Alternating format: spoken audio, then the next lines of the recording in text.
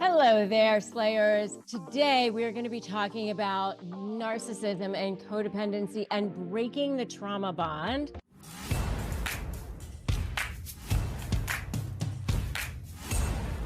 I'm Rebecca Zung, and I am the author of Slay the Bully, How to Negotiate with a Narcissist and Win. And I am an attorney, and I help people break free from the chains of dealing with high conflict personalities and dealing with narcissists in general. And I'm not a psychologist, but I understand the idea of how to deal with narcissists. I've been studying high conflict personalities for years because I wanted to understand how to negotiate with narcissists. I wanted to understand how to beat narcissists in the courtroom, in litigation, and also in negotiations. And now I can teach you how to beat narcissists, whether it is your boss, your colleague, and also whether you are having to communicate with this person and it's your family member or whoever it is. And I understand the idea of the toxic bond, that codependency toxic bond, because I've been studying this for a long time and I understand what is going on with this. Now, I do want to say if you are dealing with this and you need to see a mental health professional, that you need to go and do that. So I want to make sure that I say that at the outset. Please go and get the help and support that you need. And if you do need extra help and support, I do have a sponsor for this channel, and that is BetterHelp. And you can go to betterhelp.com/Rebecca Zung to get the help and support that you need. If you are new to this channel, make sure that you subscribe here and hit that notification bell. So let me talk about what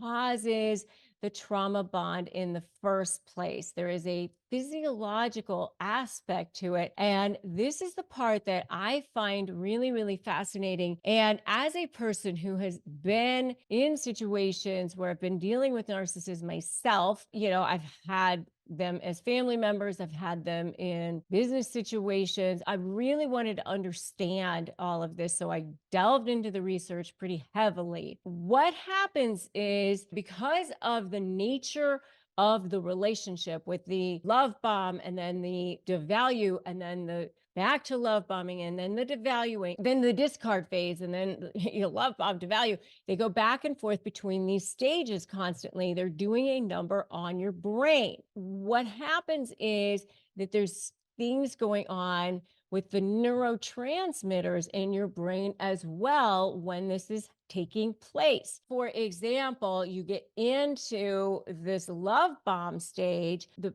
pleasure neurotransmitters in your brain are being emitted, which is the chemical of dopamine, that pleasure neurotransmitter. Okay.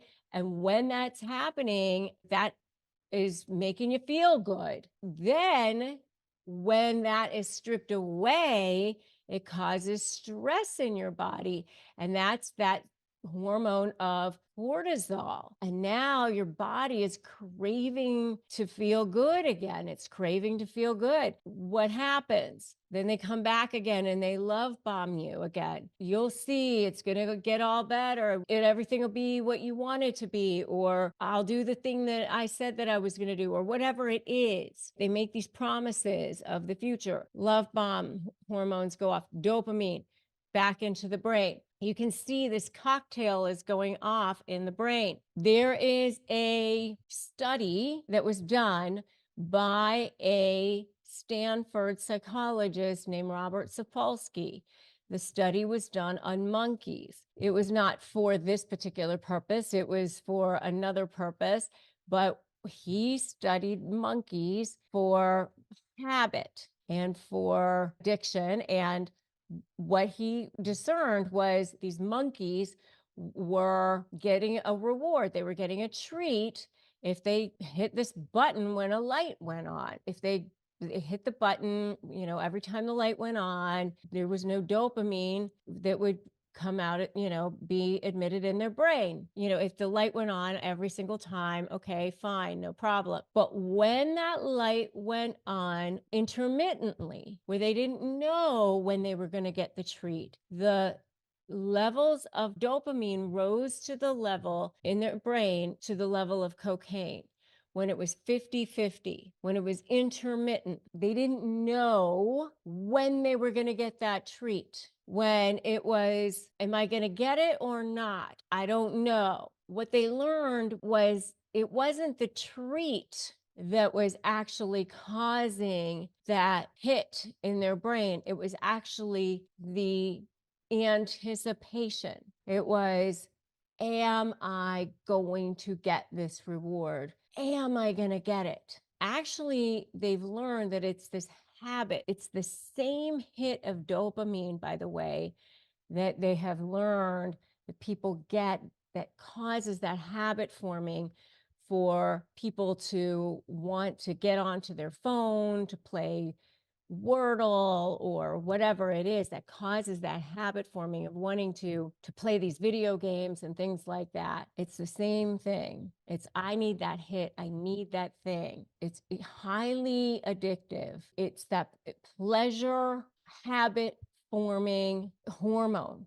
Codependency, that toxic bonding, is actually a physiological addiction to that person. How do you break that bond? And I mean, it is really strong. And especially when you understand what's happening, because with a narcissist, it is very push-pull. It is very push-pull. You get to a point where you think, I can't take this anymore.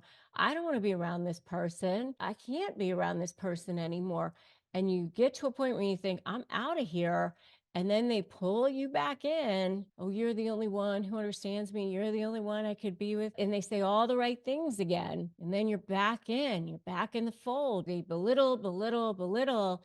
And then back in. You're back there. To stop that, you've got to build those strong boundaries. You've got to start with a really super strong boundary and just say, I can't go back. And no matter what happens, no matter what they say, no matter what they do, I've got to build a strong boundary, and I cannot allow myself to go back there no matter what. You have to remember all of the bad things. You just have to remember how bad the bad actually is, how emotionally draining they can be, and how devaluing they can be, and how dismissive they can be, and how emotionally abusive they can be, and how much they have done. And really actually see it, and not allow yourself to justify, well, they've had a bad childhood, or they had a bad day. This time they're actually going to do the things they say they're going to do, or they are in therapy now. All the things that you tell yourself, you can't allow yourself to do that. You've got to say, no, I'm not going to do that this time. I have to put myself first. I have to put my kids first. I have to put my job first. You have to say, no, I have to create boundaries. I have to put myself first. I'm worthy of this. I'm worthy of a relationship where a person can give to me everything that I deserve, whether it's a job, a career, really putting in those strong boundaries. And then surrounding yourself with people who are going to lift you, who are going to be your army, who are going to be your team, who are going to be those people who are going to be strong for you and help you and support you and be your community, celebrate you and celebrate your joys, understand what you are dealing with and how difficult it is for you. And say to yourself, I deserve respect. I deserve a life. When you're speaking to that person, just continue to lay down those boundaries. Decide whatever it is going to be for you with that person. If you can cut them off completely, then do that. Or whether or not you have to remain in each other's lives for whatever reason, then decide what the new day looks like, the new age, going forward. Dedicate yourself to self-care activities, whether it's creating a new career, a new life, having therapy, getting coaching, having a new set of friends, a new hobby, reclaiming your self-worth, reclaiming your independence, and having those emotional shields that are going to protect you, protect your well-being, calmly but very firmly keeping your limits in place. When that narcissist tries to cross them, which they will in every way, shape, or form, in any way they can, you've got to remain firm. Step 1, don't run. Step 2, make a U-turn. Step 3, break free. Phrases that disarm narcissists, you can get those from me at disarmthenarc.com. Those are totally free. I highly recommend that you get those to get yourself started. Join my free private Facebook group, Narcissist Negotiators with Rebecca Zung. You can start there with a good free support group. Surround yourself with some good people, because you will need to have some good people around you, some good people to lift you, to support you, to be your team, to be on your side. It's not an easy thing to make this choice, but once you make the choice, it's going to be the best choice, because you can do this. Many people have done this before you, and it'll be the best thing that you've ever done once you do it, once you get on the other side. I've helped literally thousands of people around the world do it, and you can absolutely do it too. The next video that I want you to watch is 4 things a narcissist never gets over. But before you get there, I want you to make sure that you like this video, make sure you share this video, and make sure that you have subscribed here to this channel, because you're going to need that community to help you as you create your new life. I'm Rebecca Zung. I am so glad that you are here. Remember, today's a great day to start negotiating your best life. And I will see you in that next video. 4 things a narcissist never gets over.